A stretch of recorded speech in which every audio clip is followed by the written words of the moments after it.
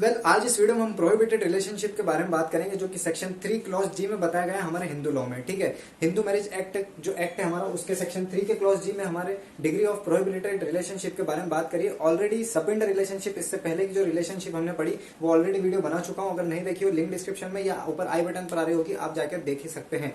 ठीक है, अब हम बात करते हैं प्रोहिबिटेड रिलेशनशिप के बारे में। अब आते हैं हम कि प्रोहिबिटेड रिलेशनशिप होता क्या है।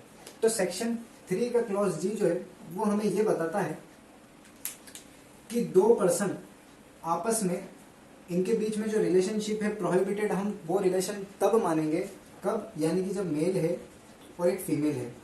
ठीक है, दो पर्सन है, अब वो दोनों मेल तो हो नहीं सकते, ना दोनों फीमेल होंगे।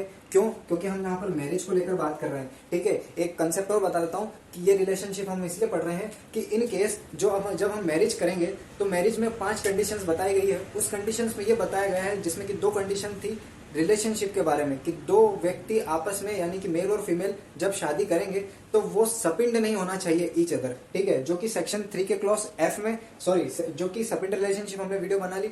अब हम बात कर रहे हैं प्रोहिबिटेड रिलेशनशिप, जिसमें कि एक कंडीशन ये भी बताई गई थी कि दो आपस में शादी करते हैं तो वहां पर प्रोहिबिटेड रिलेशनशिप में वो नहीं आने चाहिए। अगर वो करते हैं तो वो मैरिज नहीं मानेंगे हम। ठीक है, तो हम पढ़ रहे हैं कि भाई प्रोहिबिटेड रिलेशनशिप आखिर वो कैसी रिलेशनशिप है, कौन कौन से लोग आ रहे हैं वो हम देख लेते हैं। तो देखिए, जो मेल और फीमेल, यानी कि जब दो पर्सन आपस में, इनके बीच में प्रोहिबिटेड कब कहलाएंगे, जब ये 4 जो क्लॉज बताए गए हैं सेक्शन 3 क्लॉज जी में, ये 4 सेक्शन जो है, ये चारों क्लॉज जो है, इसको हम डीप में पढ़ेंगे। ये चारों क्लॉज अगर वहां पर रहेंगे तब हम कहेंगे कि ये दो पर्सन जो है, ये पर्सन आपस में एक प्रोहिबिटेड रिलेशनशिप क्रिएट करते हैं। ठीक है, तो आपस में ये शादी नहीं कर सकते। अब वो कौन से चारों क्लॉज है, चलिए पढ़ते हैं। सेकंड क्लॉज ये कहता है कि if one was the wife और हस्बैंड ऑफ लीनियर असेंडेंट और डिसेंडेंट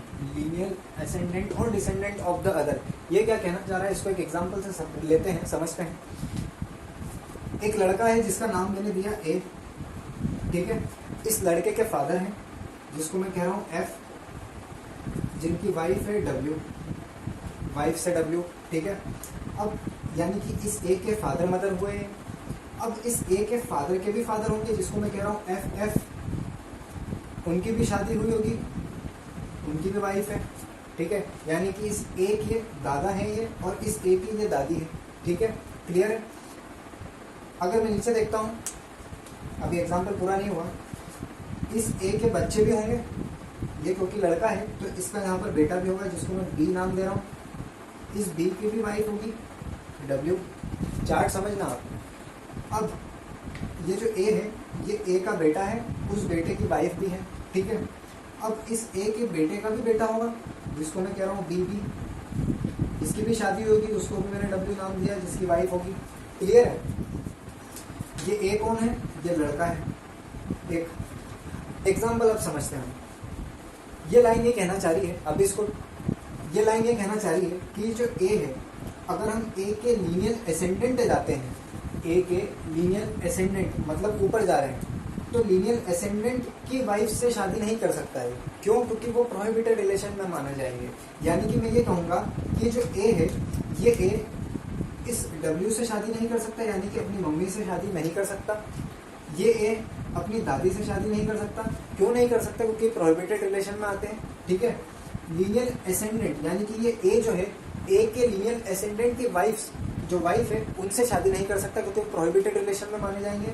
तो ये मैंने लीनियर एसेंडेंट का एग्जांपल दिया। वहीं अगर हम नीचे की बात करेंगे, ये नीचे के बात करेंगे, तो हम क्या कहेंगे, लीनियर डिसेंडेंट, यानी कि ए के लीनियर डिसेंडेंट की वाइफ से हम शादी नहीं करेंगे। यानी कि ए अपनी बहू से शादी नहीं करेगा। क्यों? प्रोहिबिटेड रिलेशन में आ रहा है।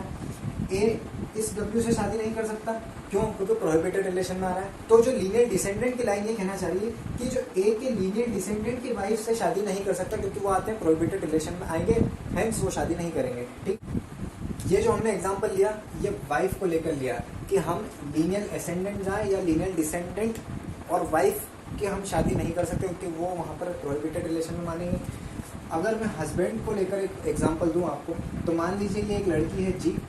ठीक है, यहाँ पर लड़के को लेकर चले थे, यहाँ पर अब लड़की को लेकर चलेंगे। इस जी की भी मदर होगी एम, इस मदर का हस्बैंड होगा, इनकी शादी, यानी कि इस लड़की के फादर मदर हैं। तो यानी कि ये जो लड़की की मदर है, इस मदर के हस्बैंड ये है एच। तो यहाँ पर ये कह रहा है कि अगर हम लीनियर असेंडेंट जाते हैं तो ये लड़की अपनी मम्मी के हस्बैंड से शादी नहीं कर सकती, यानी कि अपने फादर से शादी नहीं कर सकती। तो यहाँ पर ये कह रहा है कि अगर आप जी जो है वो लीनियर असेंडेंट है एम के, तो एम के हस्बैंड से शादी नहीं कर सकता। यहाँ पर ये कहना चाह रहा है कि if we go linear ascendant, तो यहाँ पर लीनियर असेंडेंट के हस्बैंड से शादी नहीं कर सकती। अगर ये लड़की इन एच से शादी करे, नहीं कर सकती, क्योंकि अपनी दादी के हस्बैंड से शादी नहीं कर सकती, प्रोहिबिटेड में आएंगे।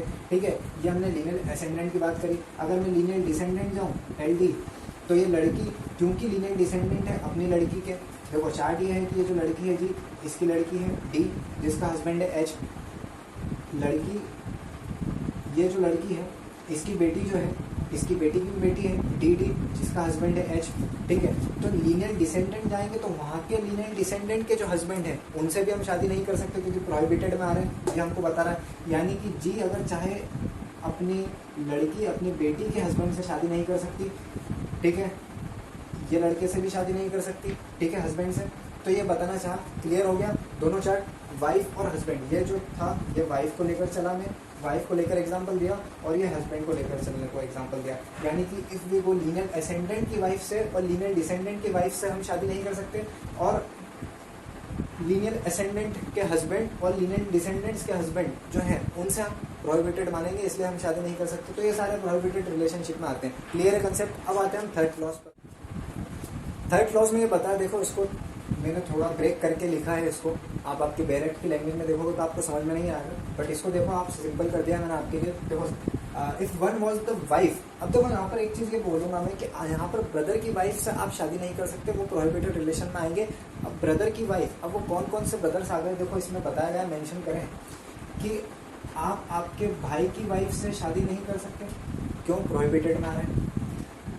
आपके पापा के भी भाई होंगे, उनकी भाई की भी वाइफ होगी, यानी कि चाची, उनसे भी आप शादी नहीं कर सकते, प्रोहिबिटेड डिग्री में आ रहे हैं। ठीक है, डिग्री ऑफ प्रोहिबिटेड रिलेशन में आ रहे हैं।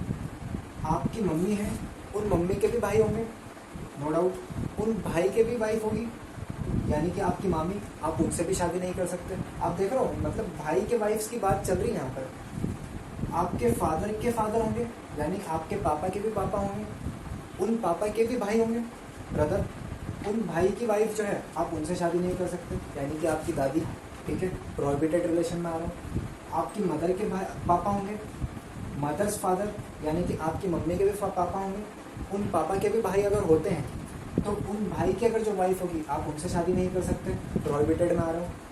आपके पापा की मदर होगी, आपके पापा की मम्मी होगी, उन मम्मी के भी भाई होंगे इन केस, तो उन मम्मी के जो भाई हैं उन भाई की जो वाइफ है आप उनसे शादी नहीं कर सकते। क्लियर है।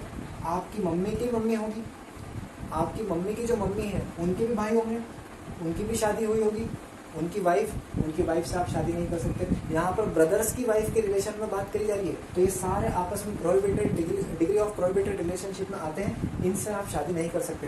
क्लॉज थर्ड ये कह रहा है, आप उस क्लॉज थर्ड को पढ़ो, आप कंफ्यूज हो जाओगे, ऐसे पढ़ोगे तो समझ में आ गया, मैंने उसको मतलब सेपरेट करके लिखा है और समझाया। ठीक है, तो क्लियर है। अब आते हैं हम फोर्थ क्लॉज पर। बस अब लास्ट क्लॉज जो है फोर्थ क्लॉज, वो कुछ क्लोज रिलेशन में बताता है कि क्लोज रिलेशन भी डिग्री ऑफ प्रोहिबिटेड रिलेशनशिप में आएंगे। वो कौन से क्लोज रिलेशन है वो आप देख लीजिए, आप पढ़ के समझ लेंगे कि ब्रदर और सिस्टर ऑफ भाई बहन, नीस एंड अंकल दोनों पैटर्नल और मैटरनल साइड से होंगे, आंट एंड नेफ्यू वो भी पैटर्नल और मैटरनल साइड से दोनों, children of brother and sister यानी कजिन्स को लेकर बात करें, children of two brothers and children of two sisters, ये सब आपस में प्रोहिबिटेड रिलेशनशिप में आएंगे, इनसे आप शादी नहीं कर सकते क्योंकि ये सारे क्लोज रिलेशन में आते हैं। आपको क्लियर है, ये फोर्थ क्लॉज ये कहता है। अब उसी थ्री क्लॉज जी के एक्सप्लेनेशन में डायरेक्ट में बताया गया है कि ये सारी रिलेशन, ब्लड रिलेशन भी प्रोहिबिटेड रिलेशन में काउंट होंगे। वो कौन कौन से ब्लड रिलेशन है, एक तो ब्लड रिलेशनशिप होगी जो हमने एडॉप्ट करे हैं, वो भी हम काउंट करेंगे प्रोहिबिटेड रिलेशनशिप में। ठीक है, एडॉप्शन वाले जो भी लोग रहेंगे, लड़का लड़की जिसको भी एडॉप्ट करा होगा। ठीक है, फुल ब्लड भी ब्लड रिलेशन में आएंगे, यानी कि अगर कोई एक व्यक्ति है उसके फादर मदर सेम हो तो वो फुल ब्लड कहलाता है। हाफ ब्लड रिलेशनशिप भी प्रोहिबिटेड में कहलाएगी, यानी कि अगर कोई एक है और उसकी मदर दो है और फादर एक है तो भी वो यहाँ पर हाफ ब्लड भी रिलेशनशिप में आएंगे, प्रोहिबिटेड।